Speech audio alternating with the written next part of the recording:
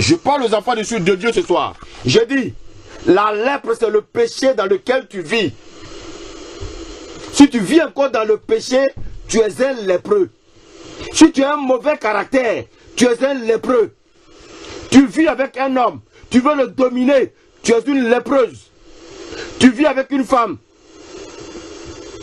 tu n'obéis pas à ta femme, tu es un lépreux. Peut-être que tu vas à l'église, tu chantes, tu as une belle voix, tu chantes bien. Mais bien aimé, je te dis que ça ne te fait pas de toi un chrétien. Un chrétien, c'est celui qui vit selon la parole de Dieu. Voici le lépreux qui a reconnu son état. Olivia était une lépreuse. Elle a reconnu son état. Dieu l'a restaurée. Dieu l'a restaurée. Celui qui cache ses transgressions ne prospère pas.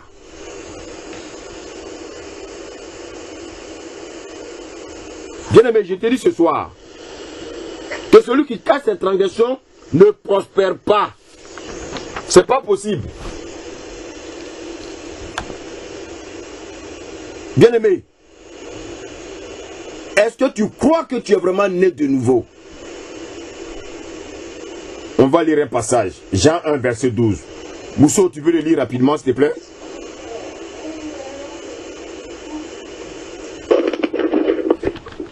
Jean 1, verset 12. Jean 1, verset 12. Je lis la parole. Mais à tous ceux qui l'ont reçu, à ceux qui croient en son nom, elle a donné le pouvoir de devenir enfants de Dieu. Merci. À tous ceux qui l'ont reçu, à ceux qui croient en son nom, elle a donné le pouvoir de devenir enfants de Dieu. Alors bien aimé, pour devenir enfant de Dieu, on n'a pas payé. Pour devenir enfant de Dieu, on n'a pas passé un concours. Pour devenir enfant de Dieu, bien aimé, nous avons reçu un pouvoir. Mais bien aimé, je te dis ce soir, si tu crois que tu as reçu la parole, et si tu crois que tu crois au nom de Jésus, bien aimé, je vais te dire ce soir que tu as le pouvoir. Alors s'il y a encore la lèpre dans ta vie, bien aimé, c'est que tu n'as pas encore ce pouvoir-là. Merci Saint-Esprit. Parce que le pouvoir que Dieu t'a donné peut chasser la lèpre. Si nous avons reçu ce pouvoir en nous, bien aimés, écoutez-moi bien ce soir, la lèpre ne peut pas cohabiter avec nous. Pourquoi? Parce que le Saint-Esprit, qui est le pouvoir qui est en toi, ne peut pas cohabiter avec la lèpre. Le Saint-Esprit ne peut pas cohabiter avec toi, avec le péché dans lequel tu vis.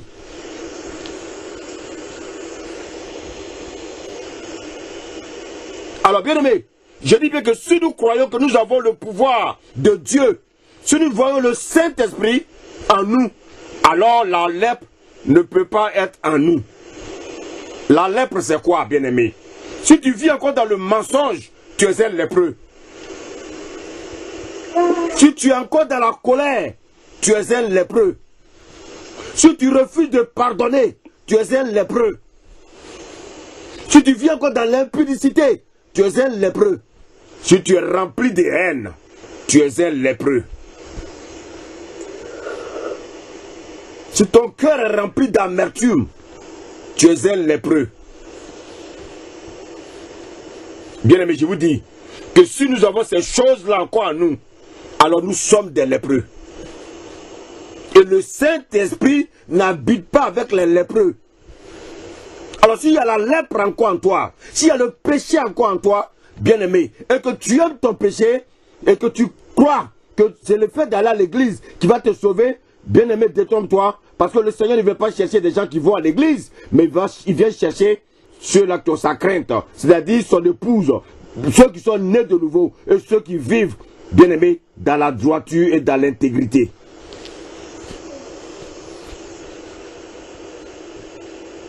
Nous avons le Saint-Esprit en nous. Nous avons le pouvoir de Dieu. Il dit à tous ceux qui l'ont reçu, à ceux qui ont cru en son nom, Elle a donné le pouvoir. Mais de quel pouvoir il s'agit? C'est le Saint-Esprit. Le Saint-Esprit ne cohabite pas avec les pécheurs.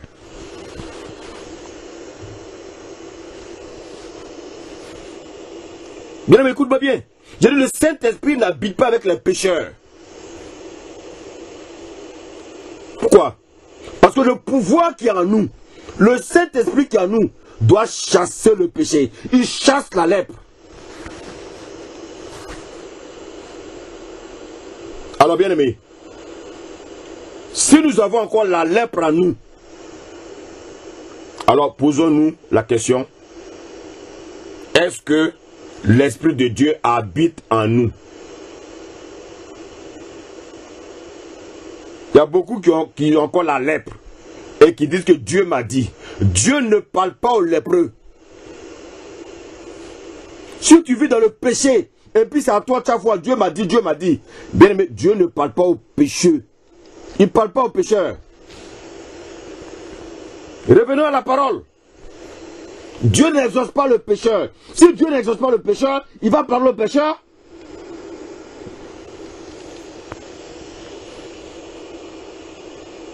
Si tu as encore la lèpre dans ta vie, bien aimé, l'Esprit de Dieu n'habite pas en toi. On va le vérifier. Prends Romains 8, verset 9, Mousso.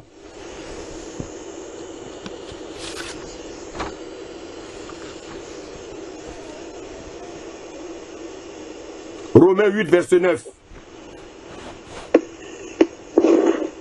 Romains 8, verset 9. Je lis la parole. Pour vous, vous qui? Vous qui? Vous les chrétiens. Nous les chrétiens. Amen.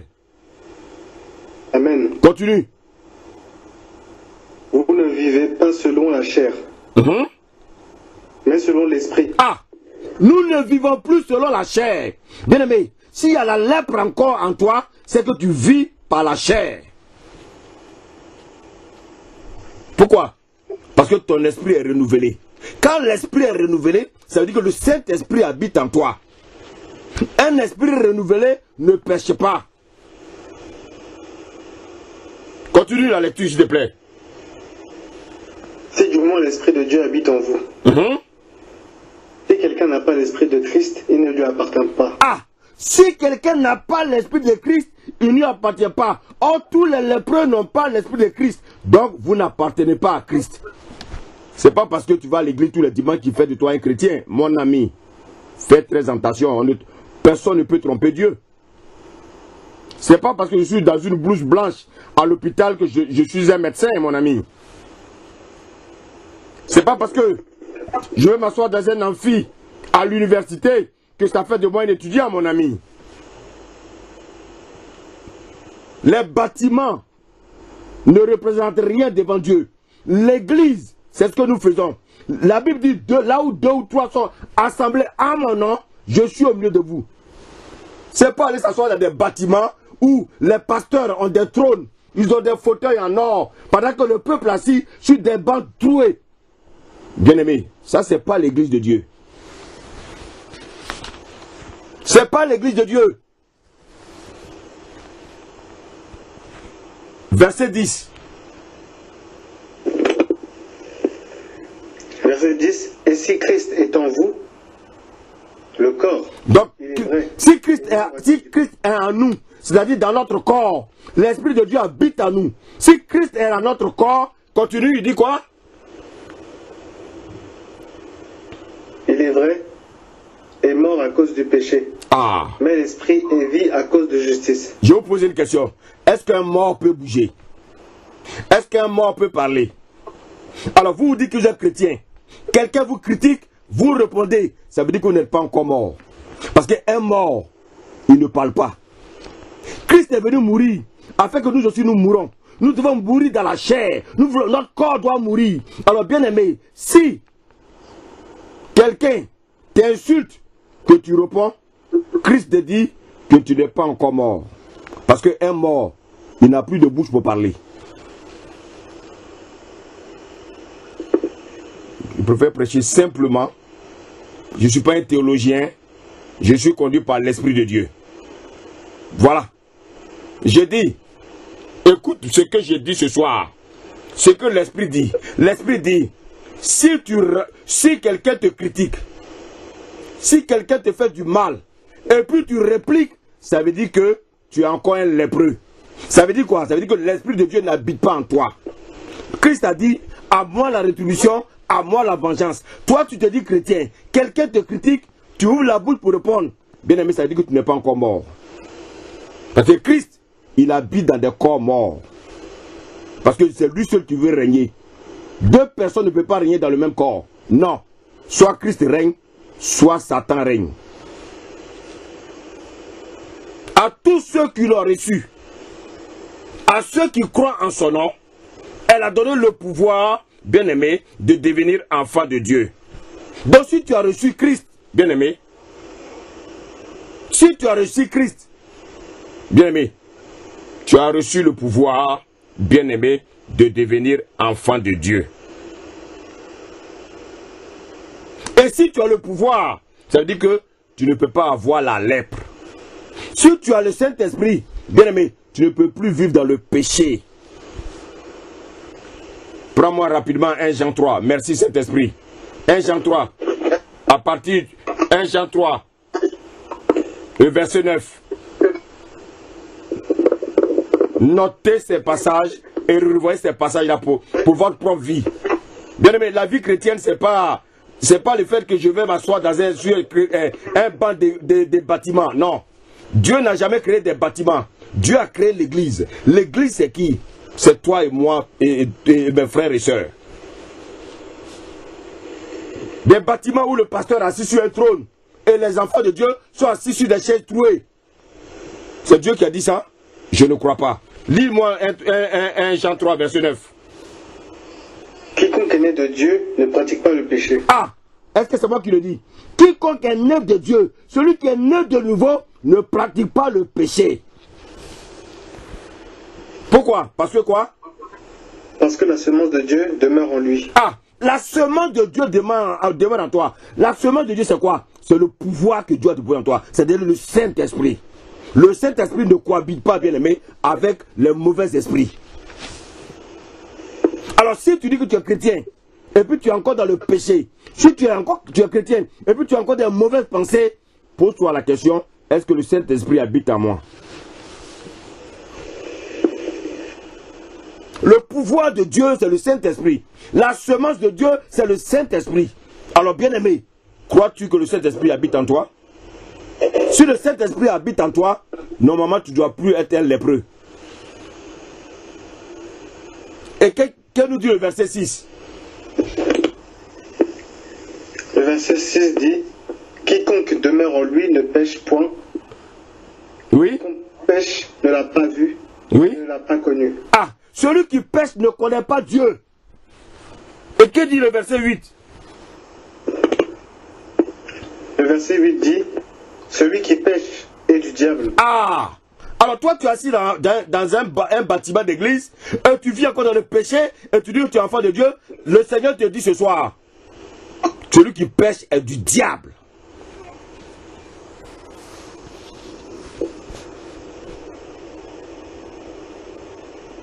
Si l'Esprit de Dieu bien-aimé habite en toi, alors bien-aimé, dis-moi ce soir où est la place de la lèpre. Si tu as la lèpre, cela veut dire qu'il y a encore une anomalie dans ta vie. Dans ta marche chrétienne, il y a encore une anomalie. Tu es encore un boiteux, tu es un handicapé spirituel. Donc tu as besoin, bien aimé, d'être guéri. Lorsqu'un malade, quand une personne se sent malade, qu'est-ce qu'elle fait, Mousso? Elle court se guérir. Elle fait quoi? Elle court se guérir. Et elle va se guérir où? À Jésus-Christ. Non, dans le monde, quand quelqu'un est malade. Dans le monde, quand quelqu'un est malade, il va consulter un médecin. Alléluia. Amen. Et quand tu arrives chez le médecin, comment ça se passe? Oui. Qui commence à parler? C'est toi. Et qu'est-ce que tu lui dis? Tu répands ta maladie que tu as. Oh, merci Théo. Alors, nous, si nous avons la lèpre, nous devons dire à Dieu, Seigneur, j'ai la lèpre. Seigneur, je suis un menteur. Seigneur, j'aime critiquer. Seigneur, je suis rempli de mauvaises pensées. Je suis jaloux de ma camarade. Je suis envieux. J'ai l'esprit de convoitise. Donc quand tu dis au malade, au médecin, docteur, j'ai une gonorrhée, j'ai une gonocoxie. Lorsque tu lui dis que tu as une gonocoxie, quand je vais aux toilettes, quand j'urine, ça me brûle. Le Seigneur sait de quoi. Parce que déjà, tu as démontré le symptôme. Donc qu'est-ce que le médecin fait? Il ne peut que te prescrire le médicament pour que tu puisses aller te soigner. Alléluia. Amen. Est-ce que quand le médecin te prescrit le médicament, il te demande pardon pour prendre? Non. Alors quand on reconnaît son état, tu as reconnu ton état, tu vas aller voir le médecin. Il t'a donné des médicaments. En Christ, quand tu as un problème, qu'est-ce que tu fais? Tu te répands. Et quand tu te répands, qu'est-ce que le Seigneur fait? Le Seigneur il te pardonne et il te soigne spirituellement. Il te soigne spirituellement. Écoutez-moi bien. Le médicament que Dieu te donne, c'est sa parole. Et regardez bien. Je parle aux femmes. Les femmes qui ont des enfants. Quel que soit l'amour que tu as pour ton enfant, tu ne peux pas boire le médicament à sa place. Donc Dieu ne peut pas boire le médicament à notre place. Chacun de nous doit boire son médicament s'il veut guérir. Alléluia. Oui. C'est le médicament. Dans le monde, tu peux t'apporter la guérison. Je vais te dire que dans le milieu spirituel, c'est la parole de Dieu qui te donnait la guérison. Comment Dieu va te guérir? Lorsque tu mettras cette parole en pratique. Alléluia. Amen. Si nous confessons nos péchés, il est juste et bon pour nous les pardonner. Combien parmi nous aimons confesser nos péchés? Nous péchons et nous attendons les bénédictions de Dieu. Bien aimé, ce n'est pas possible. Un malade qui est désobéissant aux médicaments ne peut pas guérir. Si tu désobéis aux médicaments, tu refuses de les prendre, bien aimé, ta maladie va s'aggraver. Avec le Seigneur, si tu méprises sa parole, bien aimé, tu iras de pire en pire.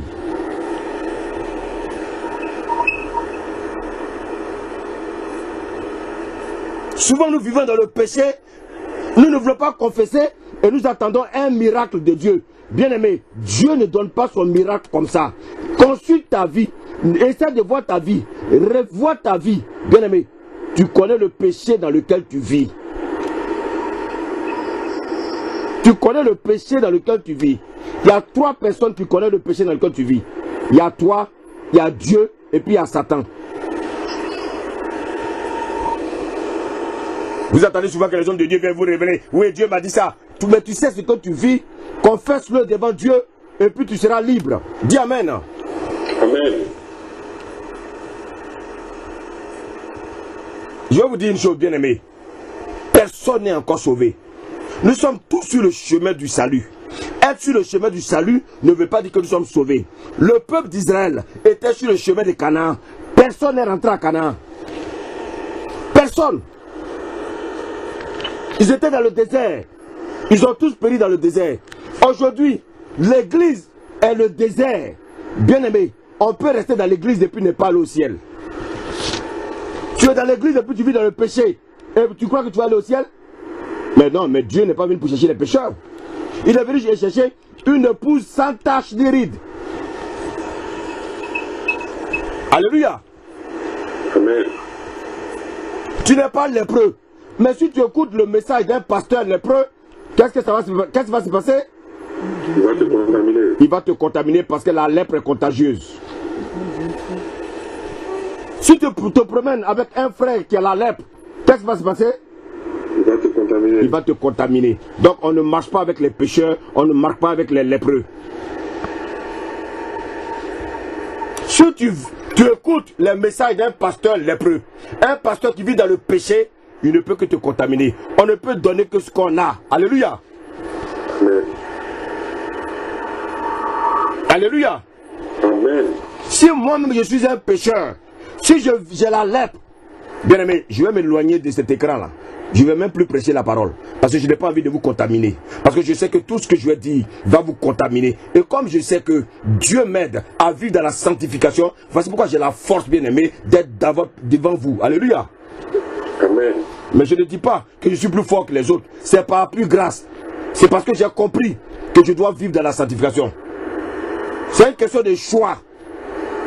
C'est une question de choix. Je peux aussi vivre dans le désordre. Mais pourquoi je ne vis pas dans le désordre? Parce que le Saint-Esprit qui est en moi me convainc du péché. Il me convainc de vivre dans le péché. Et comme je sais qu'il habite en moi, chaque matin, il me dit ne fais pas telle chose. J'obéis à sa voix. Mais quand le Saint-Esprit vous dit une chose, vous le faites. Et puis après vous venez pleurer. Pendant ce temps, vous l'avez attristé.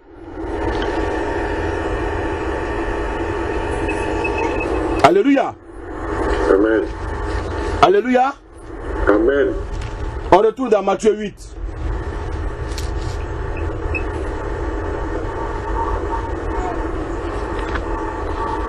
Matthieu 8. Je demandais à la sœur Lydia de lire le verset 3. Non, le verset 2. Matthieu 8, verset 2. Amen. Je lis. Et voici un lépreux vint et se prosterna devant lui, en lui disant, Seigneur, si tu veux, tu peux me rendre pur. Alléluia. Et regardez bien l'humilité de cet homme. Il a reconnu son état de lépreux. Il a reconnu son état de pécheur. Bien aimé, la Bible dit, il n'est pas allé crier sur Jésus. Beaucoup de chrétiens imposent des choses à Jésus. Si tu ne fais pas ceci, je ne fais pas cela. Mais bien aimé, ne fais pas, tu iras en enfer. Jésus n'est pas notre camarade. Jésus n'est pas notre copain. Jésus est notre Dieu. Donc on doit obéir à Dieu. Tu vis dans le péché, viens dans l'humilité, reconnais ton état comme ce lépreux. Et qu'est-ce qui va se faire? Prosterne-toi devant Jésus. Prosterne-toi devant Jésus. Alléluia. Amen. Prosterne-toi devant Jésus. Prosterne-toi devant Jésus.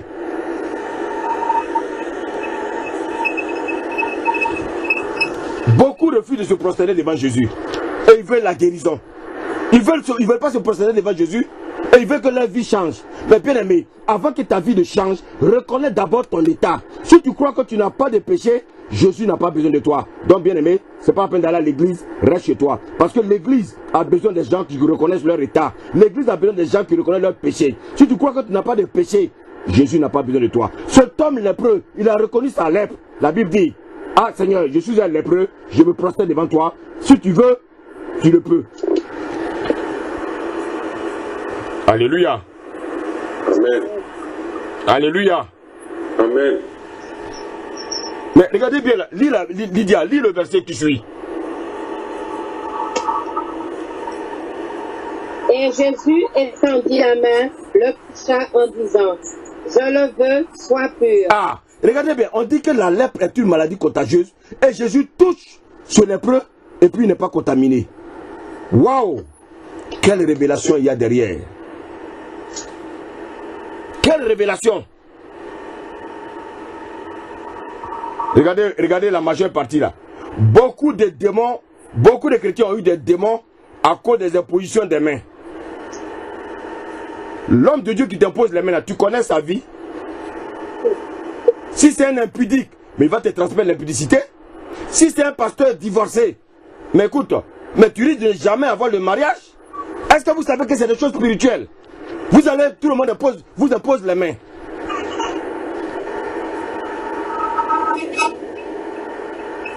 Un pasteur qui est lépreux, il va vous transmettre la lèpre. Mais un pasteur qui n'est pas lépreux, il ne peut que vous apporter la guérison. Alléluia. Amen. Jésus, il a touché ce lépreux. Jésus était rempli de toute la plénitude de Dieu. Jésus avait le Saint-Esprit comme toi et moi. Il est l'auteur de la guérison. Alléluia.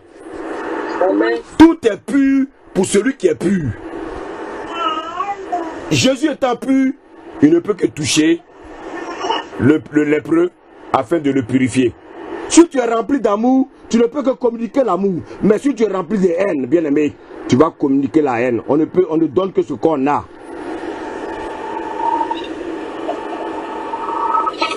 Alléluia. Amen. Bien aimé, s'il y a un frère, une soeur ici, qui reconnaît son état de lèpre, lorsque je vais lancer l'appel, ce n'est pas la peine de résister. Parce que je suis, aujourd'hui, c'est l'Esprit de Dieu qui nous conduit comme tous les jours. C'est l'Esprit de Dieu qui m'utilise afin de vous parler. Alléluia. Amen. Qu'est-ce que Jésus a dit dans le livre de Matthieu 7, verset 22? Il dit quoi? Il n'y a rien qui peut rentrer en nous, qui peut nous souiller. Mais c'est ce que nous avons au-dedans de nous qui nous souille. Alors si tu as la lèpre en toi, la lèpre va te souiller. Si tu as le péché en toi, le péché va te souiller. Si tu as une maladie en toi, la maladie va te souiller.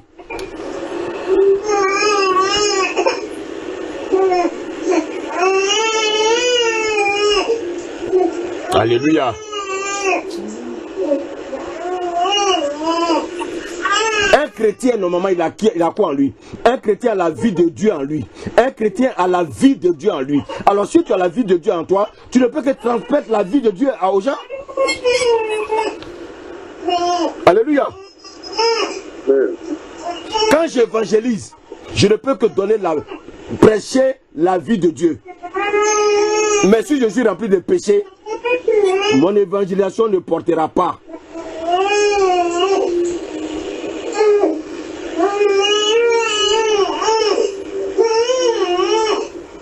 Alléluia. Alléluia. Jésus disait à ses disciples, il dit la parole que je vous donne, la parole, l'esprit et vie. Bien aimé, c'est cette parole-là qui nous guérit. C'est la parole de Dieu qui nous guérit. Lorsqu'elle est puissante, lorsqu'elle est remplie de vérité, c'est cette parole-là, bien aimé, qui nous apporte la guérison.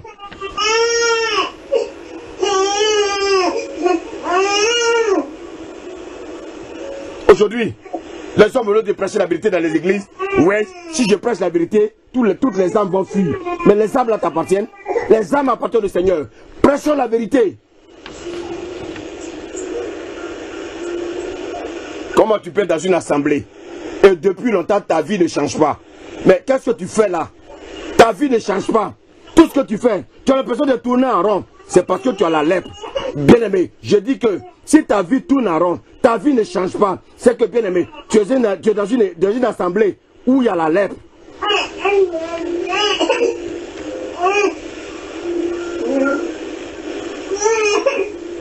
Tu es dans une assemblée où il y a la lèpre. Ta vie ne change pas. Tu as un péché. Tu continues toujours dans le péché. Tu es toujours dans le péché. Le même péché recommence. Le même péché est tout dans ta vie. Bien aimé, tu fais quoi dans cette assemblée-là? Ça veut dire que cette assemblée est une assemblée remplie de lépreux. Voici le lépreux ici. Il a reconnu son état. Quand il a reconnu son état, il est parti vers un homme pur pour lui imposer les mains. Vous reconnaissez votre état. Mais si vous allez vers un homme impur pour vous imposer les mains, votre état ne va pas changer. Alors, ce soir, toi qui es coléreux, est-ce que tu reconnais ton état de lèpre? Dis simplement, Seigneur, je reconnais mon état de lèpre. Rends-moi pur.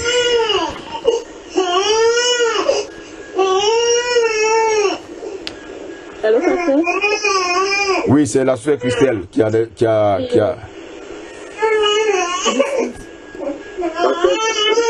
Bon, on a presque terminé, c'est pas grave. Comme... Alors, bien aimé, regardez bien sur les lépreux là. Et regardez bien sur les lépreux là. Il a reconnu son état de lèpre. Il s'est engagé d'abandonner sa lèpre. Alors, voici pourquoi il a dit, si tu le veux, tu peux. Ça veut dire quoi? Seigneur, je prends l'engagement d'abandonner la vie que je mène. Je ne veux plus avoir la lèpre. Si tu veux, tu peux. Bien aimé, es-tu prêt à prendre l'engagement d'abandonner le péché dans lequel tu es? Parce que Jésus te dit que si tu lui demandes s'il veut, lui te dit qu'il peut. Alléluia. Alléluia.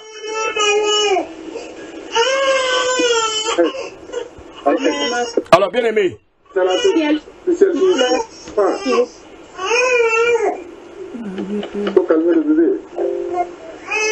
Alléluia. Non, c'est pas grave, c'est la soeur qui nous a rejoint aujourd'hui. Elle ne maîtrise pas bien, donc on ne va pas être trop dur avec elle. Amen. Bien aimé, le lépreux a décidé d'être pur. Et comme il a décidé d'être pur, le Seigneur ne peut que le guérir. Alléluia. Amen. Je vous pose maintenant une question. Qui a guéri le lépreux?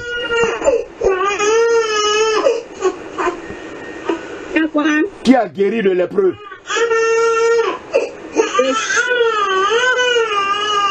Qui a guéri le lépreux? Lydia, tu dis c'est qui? Jésus. Qui a une autre réponse? Qui a une autre réponse?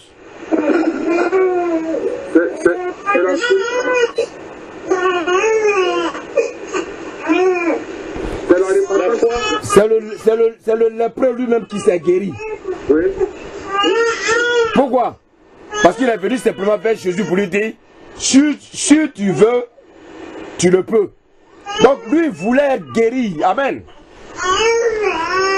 Amen. Donc c'est parce qu'il a pris son engagement d'abandonner la lèpre qu'il a reçu sa guérison. On peut ouvrir le micro tous. Amen.